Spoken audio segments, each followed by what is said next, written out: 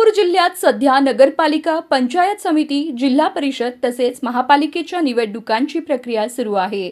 याच पार्श्वभूमीवर जिल्ह्यातील अनेक ग्रामपंचायतींची मुदत संपत आली असून काही ग्रामपंचायतींची मुदत आधीच संपली आहे।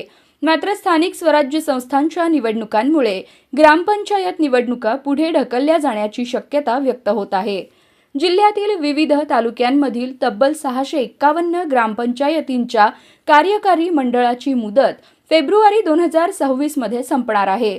त्याचबरोबर 50 ग्रामपंचायतींची मुदत यापूर्वीच संपलेली आहे। त्यामुळे एकूण जवळपास 701 ग्रामपंचायतींच्या निवडणुका एकत्रितपणे पुढे जाण्याची शक्यता निर्माण झाली आहे।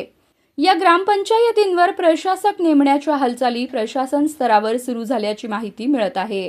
मुदत संपणाऱ्या ग्रामपंचायतींसाठी सरपंच पदाचे आरक्षण, प्रभाग रचना व प्रभाग निहाय आरक्षण सोडतीचा कार्यक्रम मुदतपूर्व होणे अपेक्षित होते। मात्र अद्याप कोणतीही ठोस हालचाल न झाल्याने ही प्रक्रिया पूर्ण होण्यासाठी किमान 1 ते 2 महिने लागण्याची शक्यता आहे। परिणामी निवडणुका वेळेत होणे अवघड असल्याचे चित्र आहे।